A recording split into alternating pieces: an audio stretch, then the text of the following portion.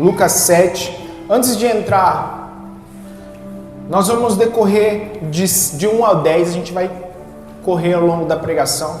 Então eu vou fazer um breve resumo aqui para vocês. Aqui está falando que Jesus ele entrou em Cafarnaum, uma cidade.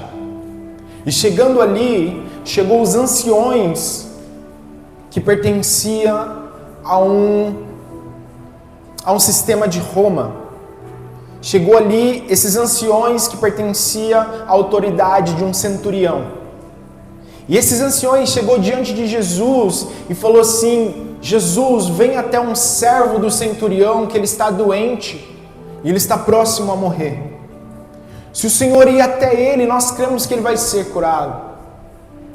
E aí Jesus falou: vamos até esse lugar. E chegando próximo da casa desse centurião, chegando ali, o centurião mandou alguns amigos a um encontro de Jesus.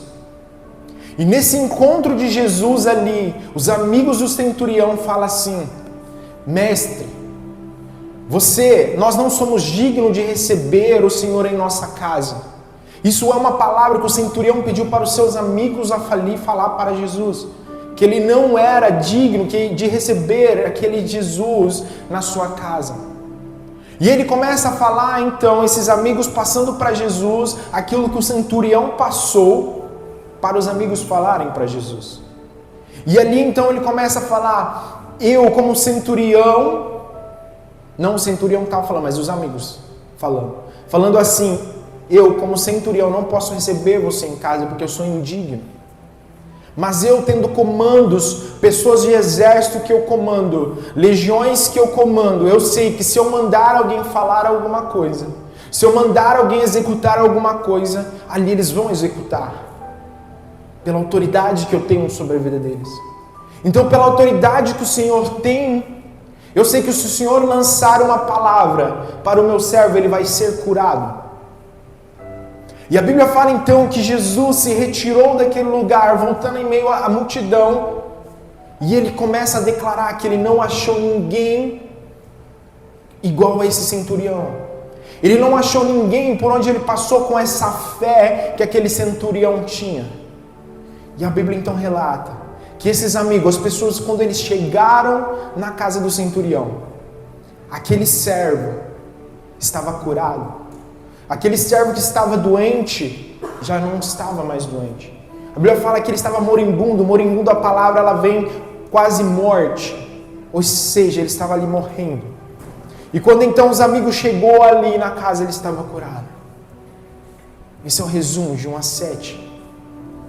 E nós vamos começar a percorrer para entender algo que Deus deixou para nós nessa palavra. Em Mateus ele relata também. Em Mateus 8, a partir do 5, se eu não me engano, ali ele começa a relatar essa mesma história, em Mateus.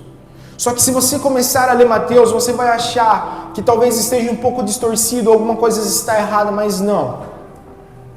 Eu vou explicar aqui. Se você começar a ler ali Mateus, ele vai falar que como não tinha esses anciões, não tinha esses amigos, mas tinha o próprio centurião que foi até Jesus. Em Mateus ele relata isso, que foi o centurião que foi até Jesus e pediu essa cura e falou como se fosse ele ali falando que ele não era digno de receber. Roger, então por que essa contradição? Porque aonde Mateus ele foi pregar, as pessoas que ele estavam pregando ali, que eram pessoas, judeus, etiópios, macedônios, persas e partos, essas pessoas, eles não tinham o entendimento de que os anciões poderiam sair e falar como se ele fosse o centurião, ou amigos falarem em nome do centurião. Então quando Mateus ele começa a relatar, ele relata como se fosse o centurião falando, porque essas pessoas que ele estava evangelizando, se ele fala que foi os anciões ou os amigos em nome do centurião, essas pessoas não iam receber aquela palavra, eles não iam entender aquela palavra. Por isso que quando Mateus ele relata para as pessoas, é como se fosse o próprio centurião, pela autoridade que ele tinha. Então não é que está distorcido ou esqueceu de escrever algo, mas as pessoas que ele for evangelizar, ele deu uma resumida, e para que as pessoas, aquela palavra entrasse no coração delas, ele escreveu como se fosse o próprio centurião falando com Jesus. Então essa é a diferença. Caso você lê esses dois textos e você vê que tem essa diferença, que Lucas ele relata bem detalhadamente, mas Mateus não é por causa disso. Não é uma distorção, mas a forma dele evangelizar. Ele entendeu que se ele fala sobre os anciões e os amigos, as pessoas à sua volta não iam receber aquela palavra como deveria.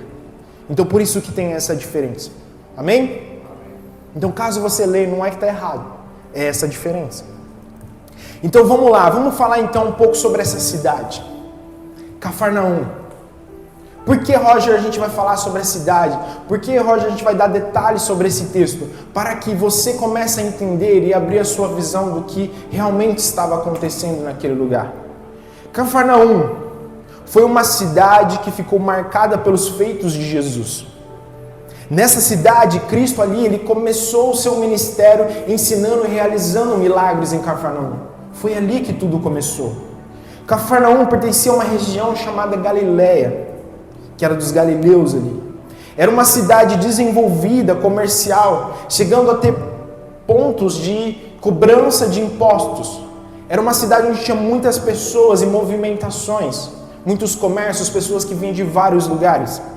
A cidade ali, ele tinha uma forte presença de Roma. Naquele tempo ali, Roma, ele dominava aquela região de Israel. Tinha os exércitos de Roma ali que controlava toda aquela região. As pessoas não tinham domínio, era Roma, tudo era em nome de Roma ali que controlava aquela região. E Jesus, em meio a isso, ele começou então o seu ministério a cumprir propósito naquele lugar. Os galileus ali, os romanos ali, eles tinham uma relação pacífica. Eles autorizavam ali, aquelas pessoas de Roma eram pessoas legais com eles. A ponto do centurião ali permitir que pessoas construíssem sinagogas. Porque se você pegar o reinado de Roma, você não poderia adorar outros deuses. Era somente aqueles deuses de Roma ou o próprio império que você tinha que adorar. Então Jesus começou ali a implantar o reino de Deus ali. Ele começou a fazer milagres em meio a um sistema corrompido. Ele começou o seu ministério ali. E aquela cidade ali era pontos estratégicos porque passava muita gente. Por volta de 30 anos, quando Jesus tinha 30 anos, Cristo iniciou a sua vida pública. Até então era uma vida desconhecida. Não existe relatos. Mas a partir dos 30 anos, naquele lugar, Jesus começou a fazer milagres.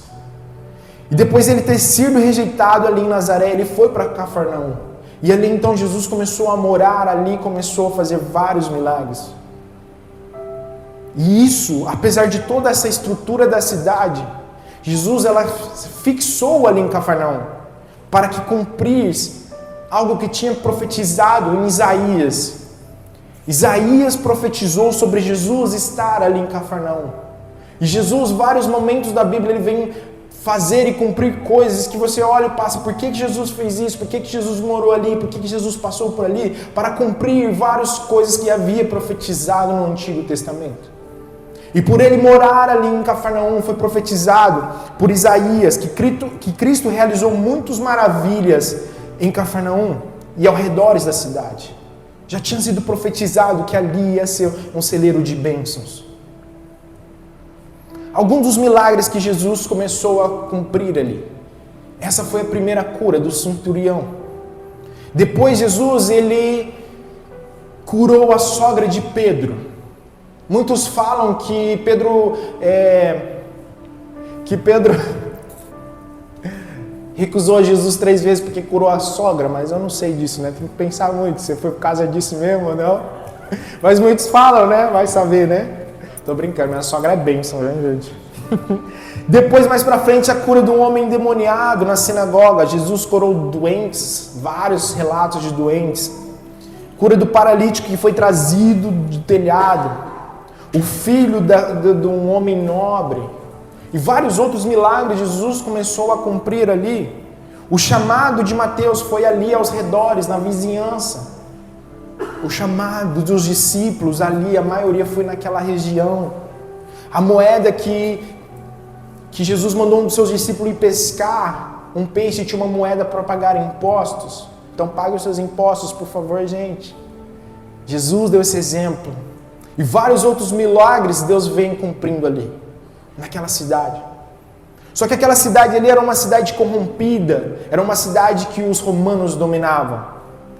E apesar de tantas maravilhas, Deus cumprindo em meio àquela cidade, cumprindo em meio àquele sistema, logo no final, quando ele estava acabando ali os milagres, o tempo dele ali, em Mateus 11, ele relata que Deus iria destruir aquela cidade, por causa da incredulidade daquele povo. E eu fiquei pensando nisso, como que Jesus, ele começa a fazer milagres, maravilhas, mostrar ali quem ele é, começar ali a cumprir algo, e no final ele chega e começa a profetizar que aquela cidade, aquele sistema iria ser destruído por causa da incredulidade daquele povo. A cidade foi descoberta no século 17 ou 19. A cidade foi descoberta ali, pessoas começaram a fazer escavação ali. E aquela cidade realmente foi destruída. Hoje nós entendemos o ponto ali porque foi achada essa cidade. Mas Roger, o que você quer trazer com isso? Muitas das vezes, quando nós olhamos as coisas ao nosso redor, guerra, corrupção, idolatria e muitas coisas ruins acontecendo, e Deus ali cumprindo milagres em nossas vidas, Deus cumprindo milagre na vida dos outros, curando, mas você começa a olhar um ambiente e fala, nossa, como que isso pode acontecer? Por que Deus, ele não muda o sistema, não muda as coisas à nossa volta? Deus faz pequenos milagres, pontos de enxamas ali, pontos de milagres, mas esse sistema ainda continua corrompido. Era o que estava acontecendo ali. Jesus, ele começou a fazer vários pontos de milagres, mas por que ele não mudou o sistema? Por que Jesus não começou a mudar algo grande? Ele começou esses pontos. Porque Jesus, ele estava atrás de pessoas com o coração aberto a recebê-lo. Ele não estava atrás de sistema, ele não estava atrás de impérios. Ele estava atrás de pessoas com o coração disposto a recebê-lo. E aí e ele profetiza que aquela cidade iria ser destruída por causa da incredulidade daquele povo. E muito do nosso sistema hoje em que nós vivemos, você começa a olhar as coisas acontecendo, guerras acontecendo, você fala, Deus, por que o Senhor permite isso? Por que está acontecendo isso se o Senhor é um Deus poderoso, um Deus que pode fazer? Eu estou vendo pessoas aqui sendo curadas, eu estou vendo pessoas aqui sendo transformadas, mas o mundo ainda está corrompido. E muitas das vezes nós começamos a colocar a Jesus, culpa em Jesus, culpa no diabo, porque está acontecendo isso, aquilo, então é culpa de Jesus que colocou o seu juízo, então é culpa do inimigo colocando situações. E eu falo para vocês que é a mesma coisa que Jesus profetizou naquela cidade, que ela não foi transformada por causa da incredulidade daquele povo. Então Jesus, ele não está procurando mudar um sistema, mudar o mundo. Ele está procurando pessoas que estão com o coração aberto a recebê-lo. E aí sim, e a Bíblia fala que ele está à porta e bate. Se você receber, ele vai fazer morada, vai cear com você. Ele não é um Deus que vai invadir o seu coração. Ele é um Deus que está à porta, batendo, te chamando. Basta nós abrirmos e o receber. Então nós vivemos em um sistema corrompido. Mas não por causa que nós vivemos nesse sistema, que nós não temos que recebê-lo, que nós não temos que aceitá-lo, que nós não temos que aceitá-lo, que ele vive e entre e reina em nós. Porque senão nós vamos começar a viver com incredulidade no coração. E quando a incredulidade ela entra, as coisas começam a ser destruídas. Quando a incredulidade está ali no nosso coração, nós não entendemos que as coisas ruins começam a acontecer na nossa vida. Porque a incredulidade está no nosso coração. E quando essa incredulidade ela entra no nosso coração, muitas das vezes nós permitimos que um ambiente em que nós vivemos comece a ser corrompido sem a gente perceber. Se a incredulidade está ali, coisas vão acontecer e por causa da nossa incredulidade, nós não vamos enxergar aquilo que Deus realmente quer para nós. Esse servo, gente, ele é um exemplo de vida para nós. O lugar onde ele morava estava tomado por Roma. Ele era um império que cobrava muitos impostos, maltratava as pessoas, fazia vários trabalhos, coisas ruins com a população. Mas mesmo assim, esse servo amava essa cidade. A Bíblia relata que ele amava essa cidade a ponto de ele criar uma sinagoga ali para começar a pregar o Evangelho. Ele amava. Indiferentemente do sistema em que eles viviam, ele amava aquele lugar. E eu pergunto para vocês, nesse sistema em que nós vivemos, o que tem saído do nosso coração para esse sistema? O que tem nós expressado nesse país, nesse mundo, para as pessoas que estão no nosso coração?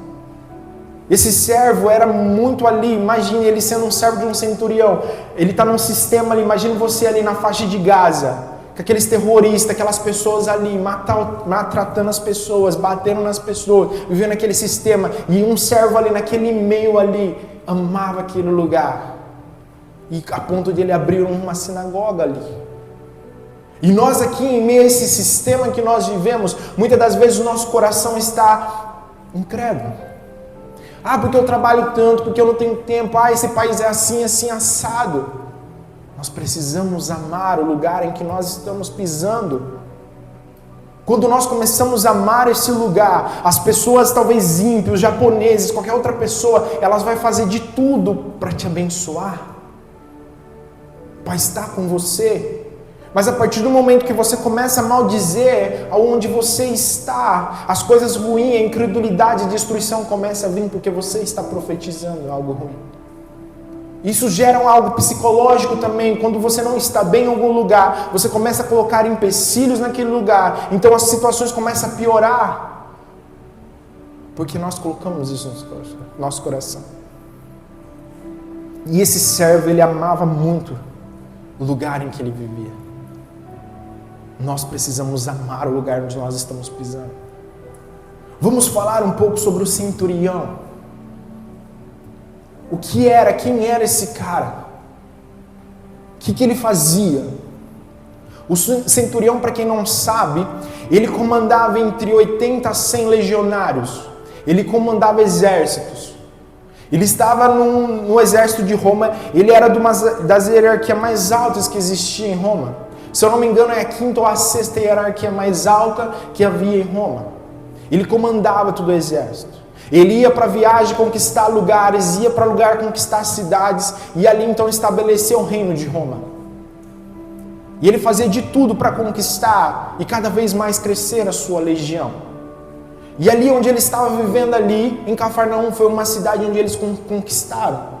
E esse centurião, então, por conquistar aquele lugar, ele começava então a viver, a cobrar imposto, a dirigir aquele lugar. Então era um homem que entrou ali com tudo e começou a conquistar aquele lugar. É um homem que chegou numa patente muito alta. E esse homem, ele vai à frente das guerras. Se for preciso morrer pelas legiões, eles iam morrer. Se fosse preciso fazer tudo, ele fazia. Ele colocava o corpo dele à frente e fazia. Tudo que ele pedia para aquelas legiões, os caras eram obrigados a fazer. Se ele desse um sinal, dependendo do sinal, ele já fazia formação de guerra. Era muito bem planejado, que qualquer coisa que ele levantasse a mão, fazia algum sinal, todos já iam, já entendiam.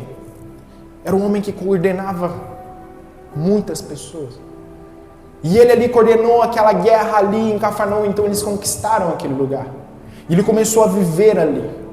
Então esse era aquele centurião. Esse é esse cara que nós vamos estar falando aqui.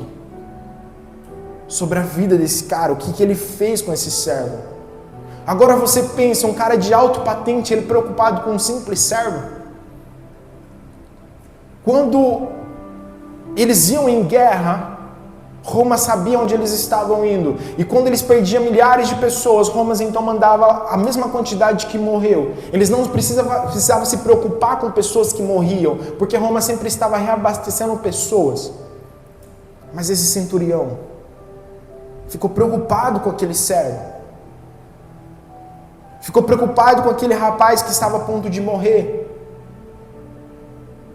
Por que ele ficou preocupado com esse servo? Sendo que para ele não fazia diferença ele se preocupar com aquela pessoa. Porque logo iria vir outras, e quantas vezes já não tinha acontecido isso. Mas nós vamos estar lendo aqui. Versículo 2 está falando assim: e o servo do centurião, em quem muito estimava, estava doente e moribundo. E quando ouviu falar de Jesus, enviou os anciões dos judeus, rogando-lhe que viesse curá-lo e o servir. curar o servo.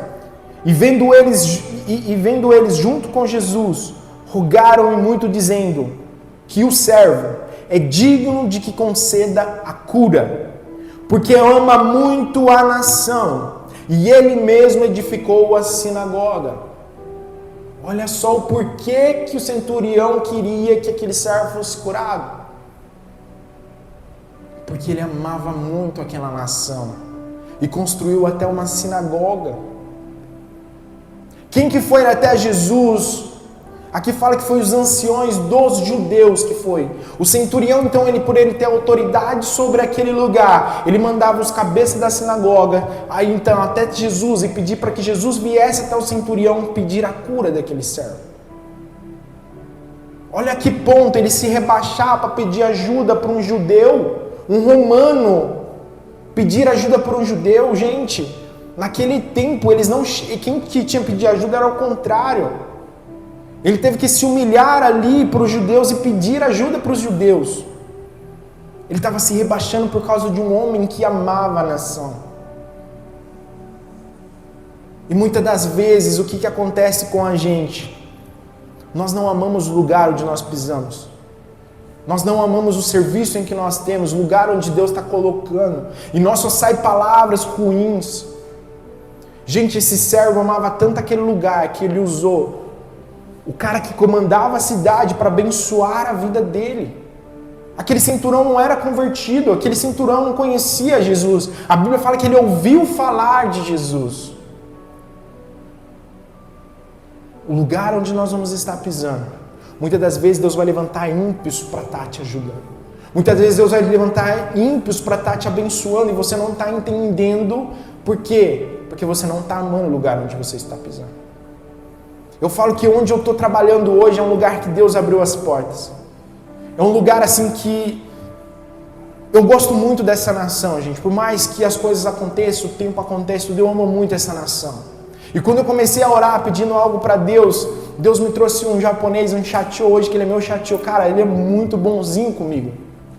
Ele é um cara que me abençoa muito, que está sempre me apoiando a estudar, a buscar. Mas porque ele entendeu o propósito da minha vida. Porque eu falo, eu estou aqui para pregar o Evangelho. Eu estou aqui porque eu amo essa nação e eu quero mudar essa nação. E porque eu comecei a falar, ele viu no meu currículo que eu estudei teologia, ele começou a querer me conhecer mais. Às vezes nós paramos para estudar a Bíblia junto. E aí então ele começa a me ajudar em várias coisas. E eu falo, eu vou transformar o coração dos japoneses. Eu vou ganhar os corações para Jesus. Para Jesus. E eu falo assim, eu vou ganhar o seu ainda para Jesus. Então ele começa a me abençoar. E se nós começarmos a entender que o lugar onde nós pisamos é um lugar onde nós precisamos amar, as coisas à nossa volta, as bênçãos vão começar a nos seguir sem você precisar então a buscar. Porque o problema nosso é quando nós pensamos que vai faltar e nós começamos a buscar.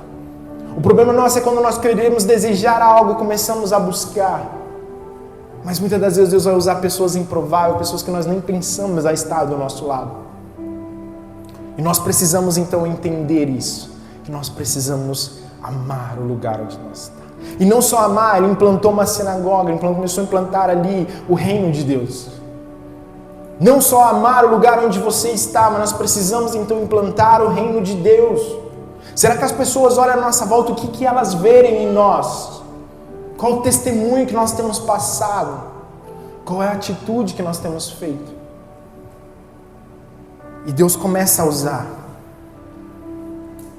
Deus começa a usar pessoas para ir atrás de bênçãos para nós.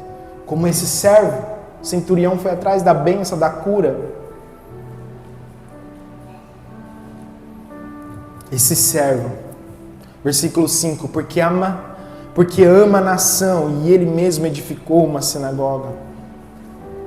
Quando nós somos pessoas íntegras, vivemos um evangelho de amor, um evangelho verdadeiro, onde nós começamos a amar as pessoas, onde nós começamos a amar o local em que nós vivemos, e começamos a amar e fazer tudo do melhor, entregar o nosso tempo, entregar o nosso coração aonde nós estamos.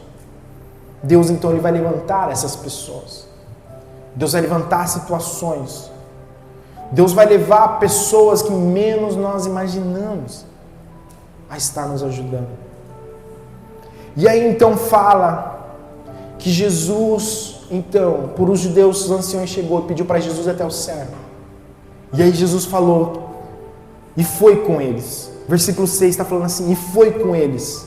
Mas quando estava perto da casa, enviou-lhe o centurião uns amigos, dizendo ao Senhor, não te incomodes, porque não sou digno que entres debaixo do meu telhado. Então ele mandou os amigos e falou que ele não era digno de receber Jesus na sua casa. O centurião, gente, por ele ser essa alto escalão no exército romano, ele tinha uma vida, uma tenda. Se você pegar relatos ali, você vai ver que ele tinha uma tenda, ele tinha mulheres, ele tinha bebida, ele tinha tudo o que ele queria dentro dessa tenda. Ali eles viviam um tempo de uma liturgia muito banal. E ele, por ele saber que aquilo que ele vivia não estava de acordo com aquilo que Jesus pregava, com aquilo que as sinagogas pregavam, aquilo que os anciões, os judeus, aquela cultura pregava, ele falou, eu não sou digno de receber esse cara aqui. Eu não sou digno de receber Jesus no meu lar, porque eu vivo uma vida promíscua. Eu vivo uma vida que eu não consigo colocar um Deus no meu lar. E ele fala então, no versículo 6, e foi Jesus com eles, mas quando já estava perto da casa, enviou os amigos dizendo, não te incomodes, não sou digno de entrar debaixo do meu telhado. E por isso, nem ainda me julguei digno de ir contigo. Ou seja, ele nem se sentiu digno de ir até Jesus. Ele mandou os amigos. Primeiro ele mandou os anciões, agora ele mandou. Ele não queria ter esse encontro, porque ele se achava indigno de encontrar com Deus, com Jesus. Diz, porém, aí versículo 7, que ele não é digno de ter contigo. Diz, porém, uma palavra, e o meu criado sarará. Porque também sou homem sujeito à autoridade, e tenho soldados sobre o meu poder. E digo a este, vai, e ele vai. E a outro, vem, e ele vem. E ao meu servo, faz, e ele faz. Olha só que interessante. Ele tem autoridade sobre um exército, sobre pessoas, sobre servos. E Jesus, e esse centurião, ele reconhece Jesus como uma autoridade, porque ele fala que eu sou uma autoridade, eu posso ordenar, eles vão fazer. Então, sobre a sua palavra, se você lançar uma palavra, eu sei que esse servo vai ser curado. Se você apenas lançar essa palavra. Essa autoridade que o centurião reconheceu em Jesus. Será que nós reconhecemos essa autoridade que existe sobre Jesus na nossa vida? Será que nós entendemos qual é a autoridade de Jesus na nossa vida? Vamos pensar. Essa autoridade do centurião. Ele tem várias pessoas, vários exércitos, e ele sabe que pelo comando deles, eles são obrigados, eles vão receber a autoridade do centurião. Então ele começa a reconhecer que Jesus tem essa mesma autoridade sobre o mundo espiritual. E por ele reconhecer que essa autoridade sobre a vida dele, e ele reconhece a Jesus que tem autoridade, ele fala que sobre a palavra que ele lançar, porque se ele manda alguém fazer, alguém faz. Então sobre a palavra que Jesus iria lançar, ele sabe que ia ser curado. Só que vamos trazer para nossas vidas. Qual autoridade nós temos para que Jesus tenha a mesma unção e autoridade sobre a nossa vida? Roger, como assim? Se uma pessoa vir até mim pedindo uma ajuda de um conselho de casamento, eu vou ter essa autoridade de casamento para trazer a palavra de Deus para ajudar essa pessoa? Porque se a autoridade, ele entendeu a autoridade de Cristo, porque ele viveu essa autoridade, ele vive essa autoridade, ele sabe que pelo comando dele ele manda e ele reconhece a Jesus, e eu trago isso para nossas vidas, qual autoridade nós temos para ajudar as outras pessoas? Às vezes um filho precisa talvez de uma correção, alguma coisa. E aí a pessoa vem até você precisando da sua ajuda nessa correção. Muitas das vezes você sabe como lidar, mas será que nós temos autoridade? Será que nós somos exemplo para ajudar outra pessoa? Será que nós reconhecemos a nossa autoridade para ajudar as outras pessoas?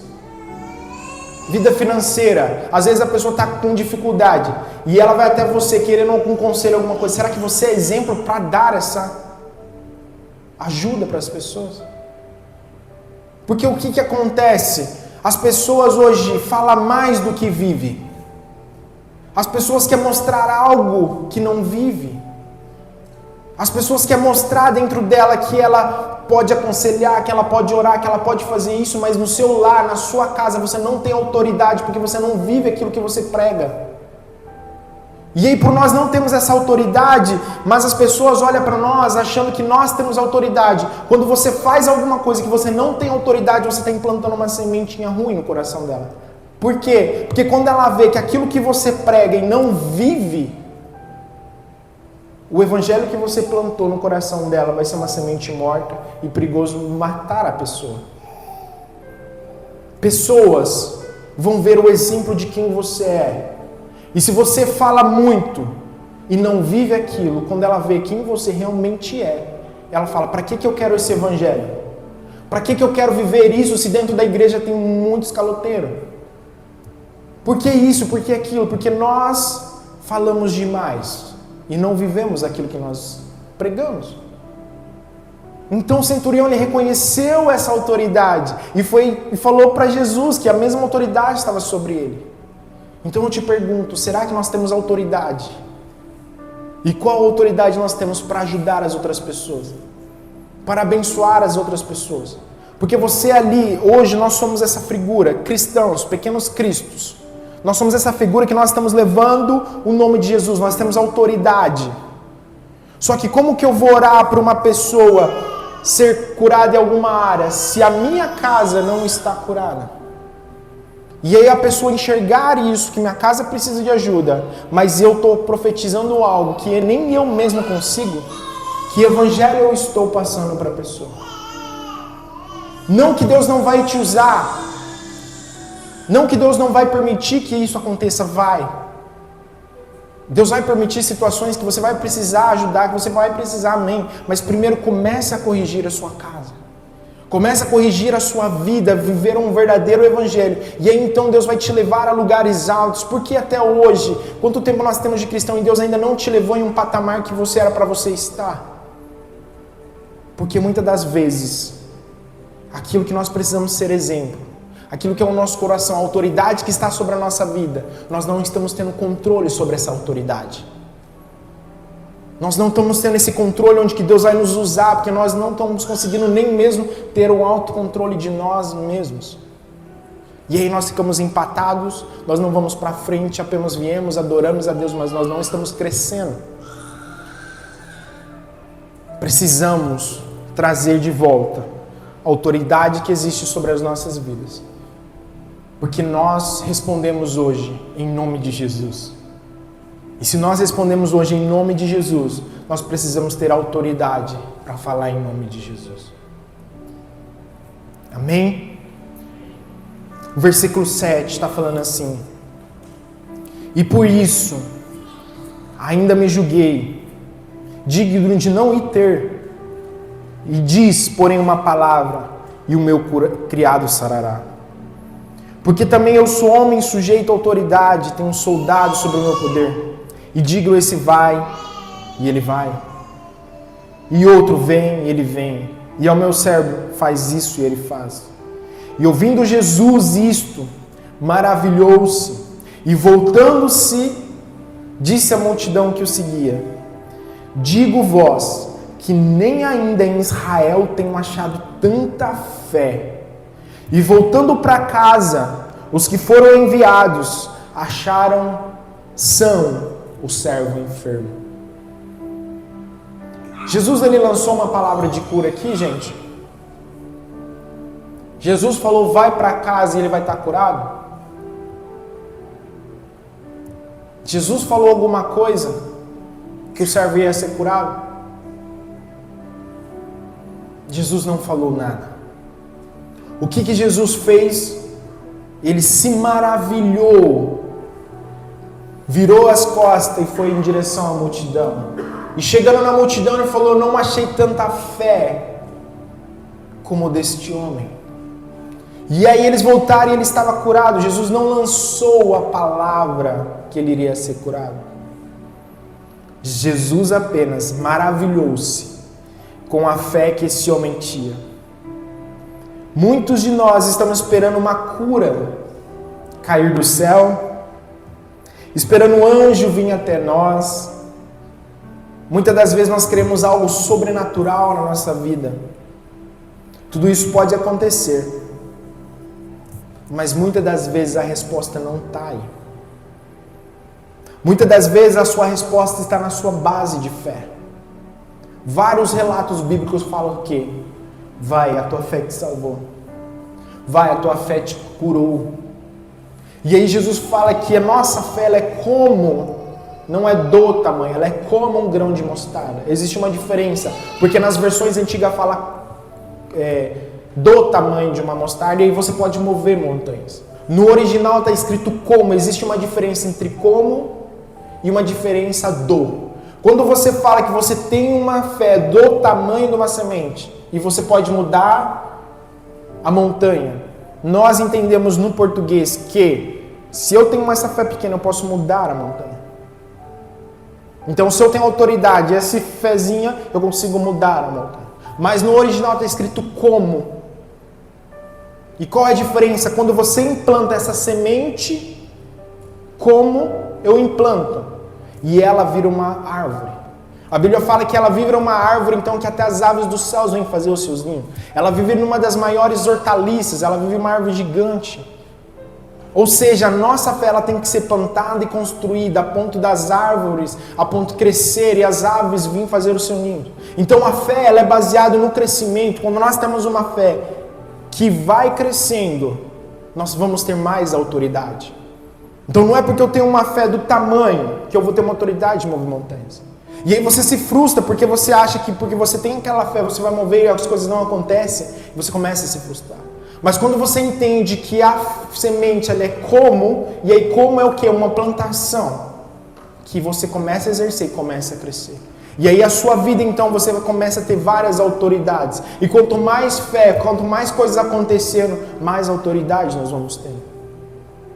Então nós precisamos buscar isso. E Jesus ele relata que ele não achou a fé maior que desse homem. Esse homem não era crente, gente. Esse homem era um romano. Ele vivia uma vida indigna. Mas pela fé, o servo foi curado. Olha só que interessante. Ele não estava na igreja, ele não estava aqui dentro. Ele estava vivendo uma vida promíscua. Mas pela fé, o servo foi curado.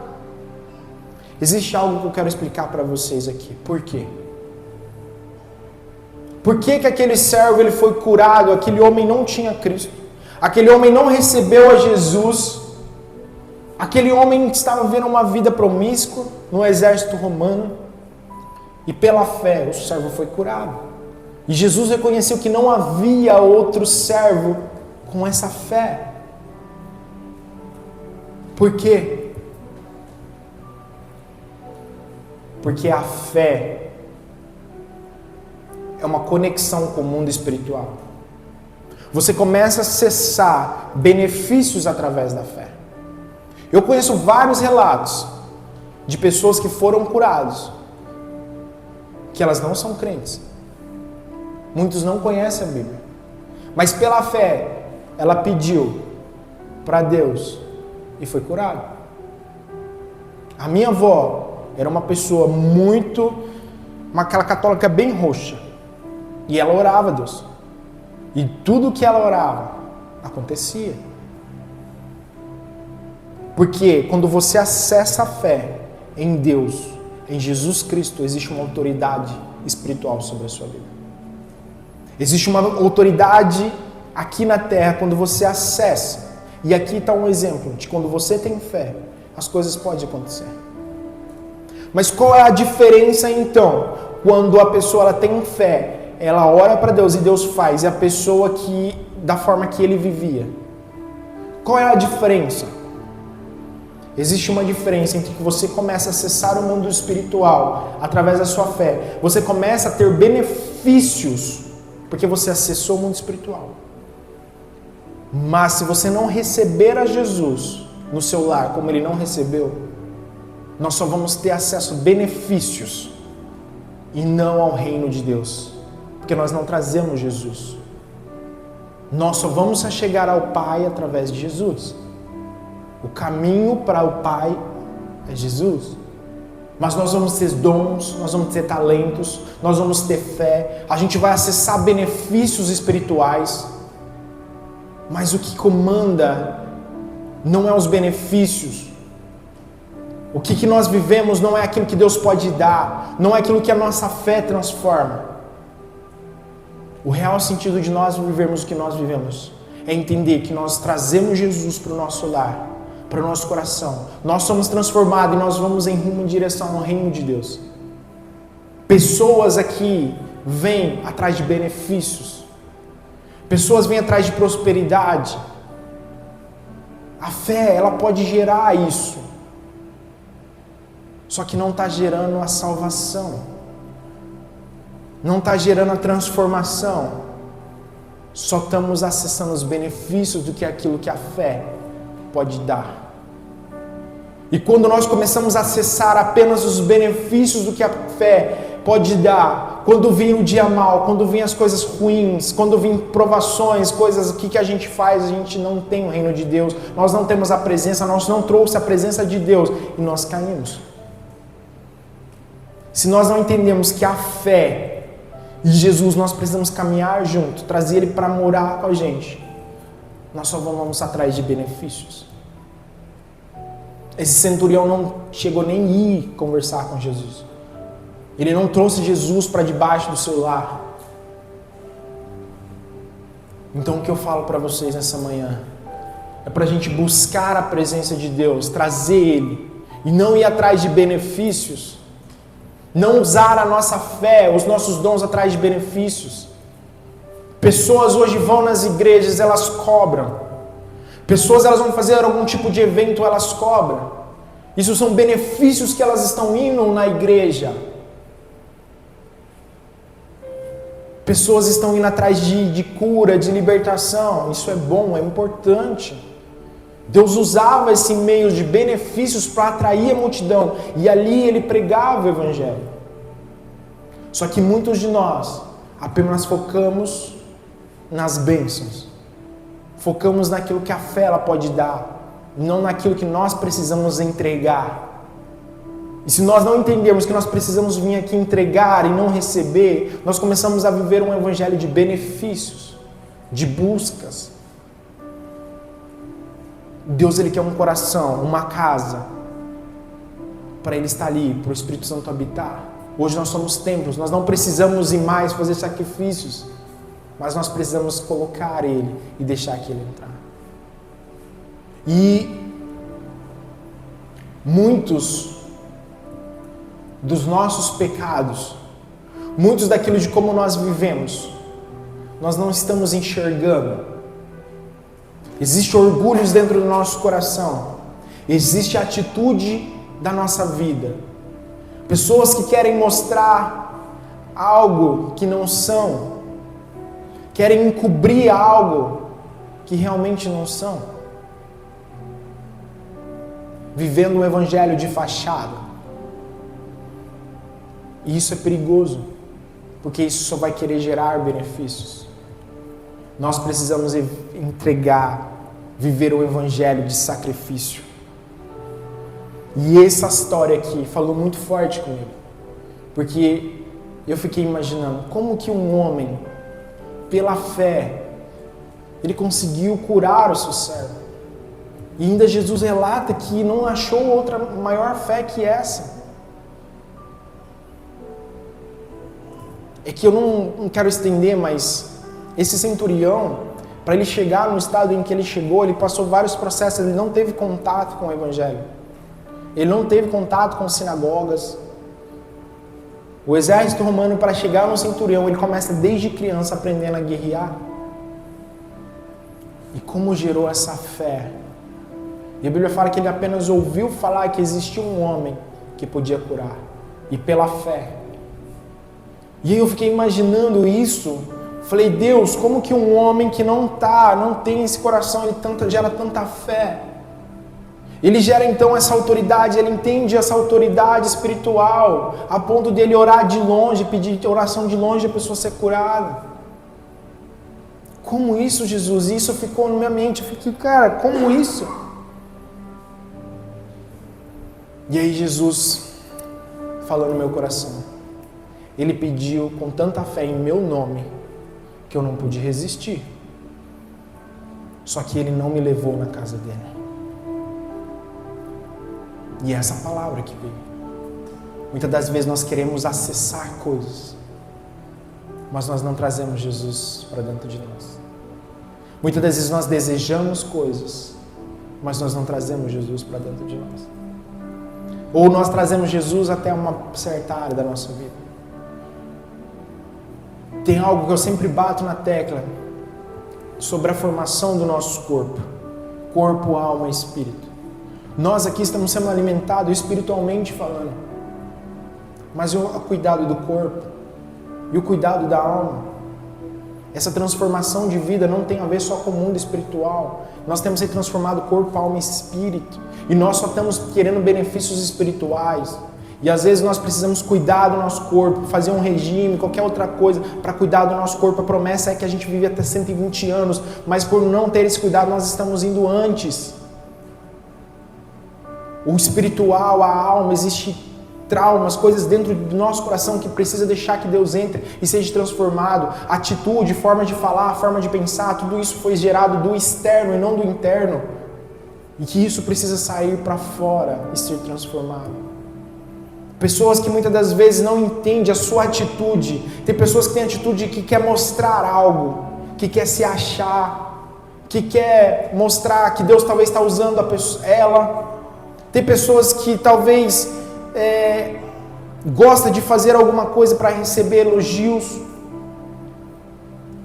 Só que a pessoa ela não enxerga o seu erro. Por quê? Porque está na alma. Tem coisas na alma que precisa então Deus entrar e transformar, mas as atitudes ela te leva a um caminho ruim, a afastamento de pessoas, amizades. Eu pergunto para vocês, olha só a atitude desse centurião. Por causa de um servo, ele foi até Jesus, ele se humilhou pedindo para os anciões primeiro, depois para os amigos, ele não achou indigno, mas ele estava preocupado com o servo. Quantas das vezes nós abandonamos uma amizade por causa de uma atitude? Quantas vezes nós abandonamos alguma coisa por causa que nós não gostamos de algo?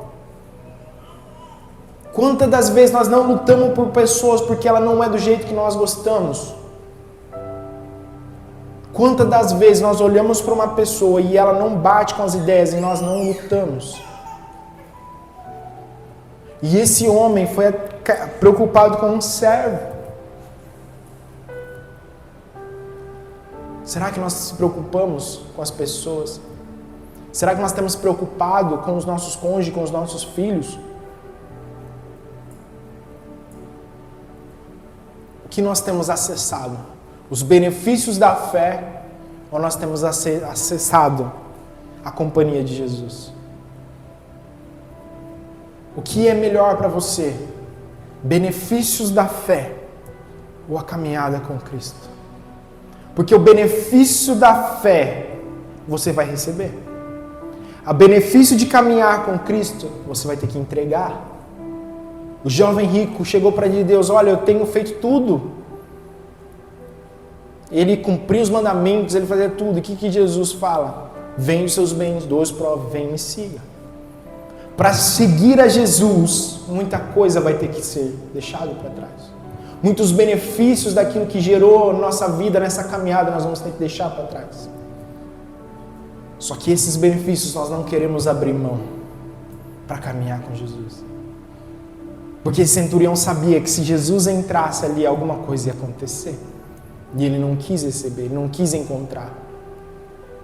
Então nós precisamos parar de acessar apenas benefícios e começar a caminhar com Cristo.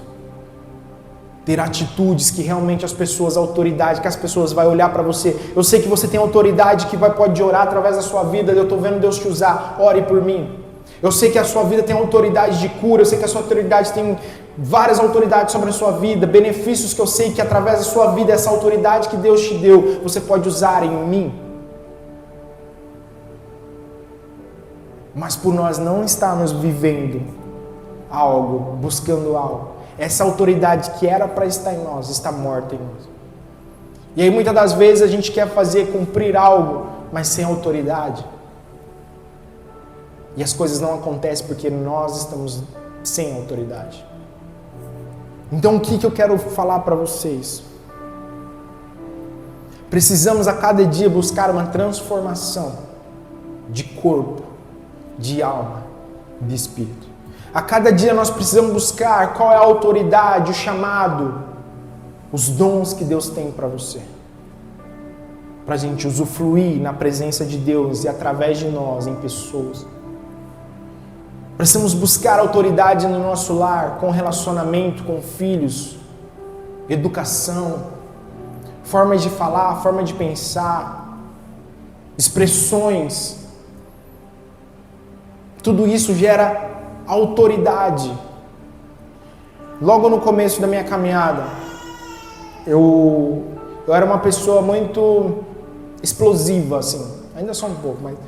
Então às vezes a pessoa queria alguma coisa, um conselho, alguma coisa, eu era meio direto, meio bruto, vamos dizer assim. E aí minha esposa sempre falava assim: amor, como que você quer acessar, ou quer falar que a pessoa entenda? Se a forma que você fala a pessoa não vai entender. Por mais que eu estou certo, por mais que aquele que eu estou falando está certo, mas a forma que eu me expresso vai gerar algo ruim, não uma bênção na vida da pessoa, porque eu não estou sabendo expressar. Então, se nós não entendemos até a forma, a linguagem de como falar, de como expressar algo para alguém, se nós não entendermos isso, muitas das vezes nós estamos matando e não ajudando, por mais que às vezes o nosso conselho está certo. Isso até dentro do relacionamento, às vezes eu estou certo, eu vou falar algo para minha esposa, mas a forma que eu falar para ela, se não for do jeito que ela vai receber ou a expressão que ela precisa receber, mesmo eu estando certo, vai gerar algo ruim no coração dela. Isso está baseado na alma. Então nós precisamos até a falar, até se expressar, a buscar a direção de Deus, autoridade, entendimento, sabedoria. Porque até nisso, muitas das vezes você vai matar uma pessoa. Até nisso você talvez pode levar uma pessoa a entrar em depressão. Eu já dei o testemunho aqui. E uma pessoa, eu cheguei e falei uma coisa que não deveria. Por mais que eu estava certo, a pessoa entrou numa depressão profunda. E esse processo da pessoa sair dessa depressão precisou de um processo. Mas eu lancei uma palavra ruim, mesmo eu estando certo, porque eu me expressei errado. Então nós precisamos, até nisso, buscar sabedoria. Amém? Nós precisamos ser a luz. Nós precisamos então amar o lugar onde nós estamos. Nós precisamos então criar um ambiente de sinagoga, de espiritual onde nós estamos. E aí então ser luz, ser exemplos. Nós precisamos, principalmente, crescer na fé. A ponto de nós chegarmos e orar de longe e a pessoa ser curada. A ponto de pessoas estar no online ali e a pessoa ser curada. Porque pela fé daquele centurião, ele estando longe, nem tendo contato com Jesus, mas o tamanho da fé era tanto que o servo ele foi beneficiado e curado. Qual é o tamanho da nossa fé? O que nós temos crescido na fé? Qual é a nossa caminhada? E não somente ter fé, que pode mover montanhas, mas ter uma vida íntegra com Cristo, onde eu vou chamar Ele e vou até Ele e caminhar com Cristo.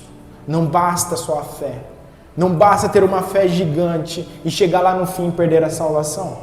e não ter Cristo no nosso coração.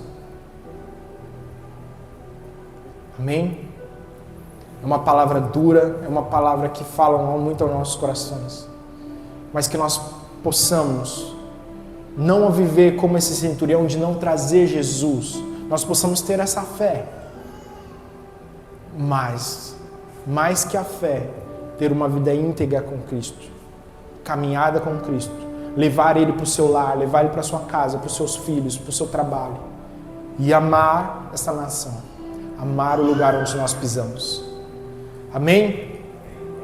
Essa palavra que eu queria deixar para você.